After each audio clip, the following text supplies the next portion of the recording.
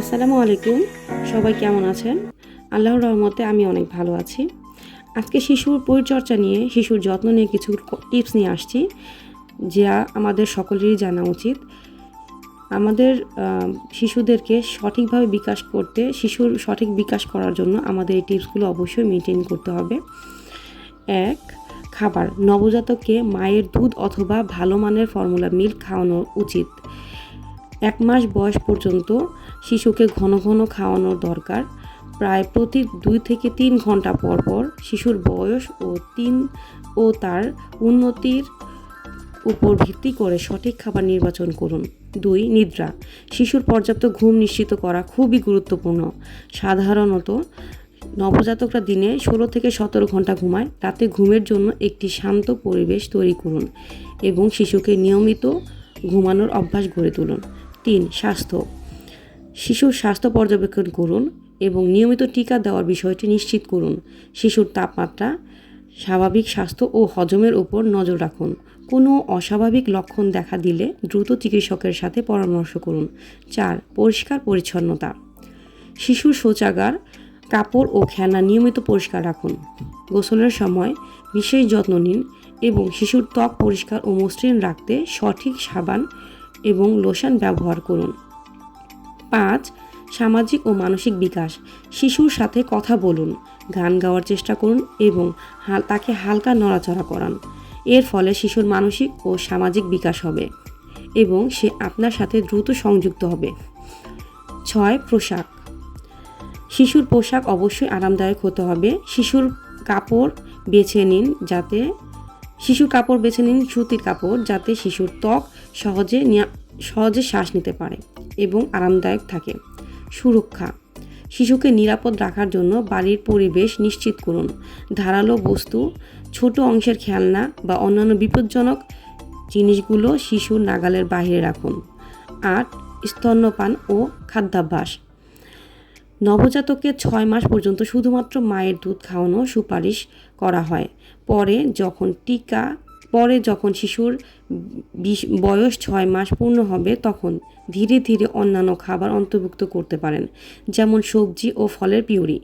শিশুর খাদ্যাভ্যাসে পরিবর্তন ধীরে সুস্থে করুন এবং খাবার পরিচ্ছন্নভাবে প্রস্তুত করুন। 9. দৈহিক যত্ন।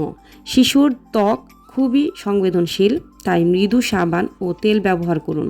গোসলের সময় খুব গরম বা ঠান্ডা পানি ব্যবহার করবেন না, তাপমাত্রা নিয়ন্ত্রণে রাখুন। শিশুর নখগুলো নিয়মিত কেটে রাখুন যাতে শিশুর ত্বকে আঁচড় না লাগে। 10. পুষ্টি ও পানি। শিশুর বৃদ্ধির জন্য প্রয়োজনীয় ভিটামিন এবং মিনারেল নিশ্চিত করুন। 6 মাস বয়স পর থেকে শিশুকে পর্যাপ্ত পানি দেওয়া উচিত, তবে কোনো নতুন খাবার বা পানীয় শিশুর খাদ্য তালিকায় অন্তর্ভুক্ত করার আগে ডাক্তার এর পরামর্শ সবার আগে নিন। 11. Immune system. শিশুর ইমিউন সিস্টেম শক্তিশালী করার জন্য নিয়মিত টিকা দেওয়া অত্যন্ত গুরুত্বপূর্ণ। আপনার পেডিয়াট্রিশিয়ানের সাথে যোগাযোগ করে টিকা সম্পর্কে জানুন এবং সময়মতো সমস্ত টিকা প্রদান করুন। 12. শিশু রোগ ও অসুস্থতা। শিশুর শরীরে কোনো অস্বাভাবিক লক্ষণ দেখা দিলে, যেমন প্রচণ্ড কান্না, উচ্চ রক্তচাপ বা খাবার গ্রহণে অস্বীকৃতি, তাৎক্ষণিক চিকিৎসকের পরামর্শ নিন। যে কোনো অসুস্থতার পূর্বাভাস বা লক্ষণ সম্পর্কিত চিন্তাভাবনা নিয়ে উদ্বিগ্ন হলে ডাক্তারের পরামর্শ গ্রহণ করুন। 13.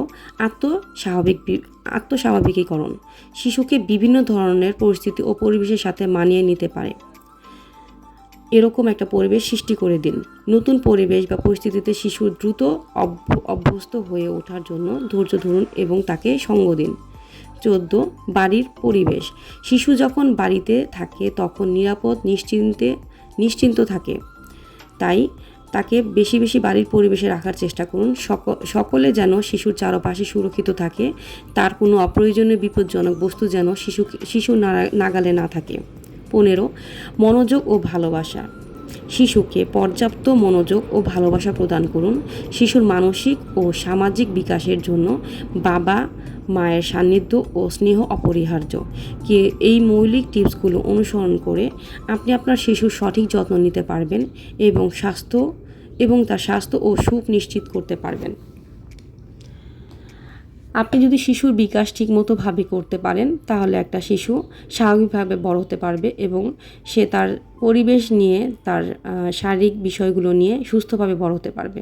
তাই শিশুর দিকে অধিক দৃষ্টি রাখুন।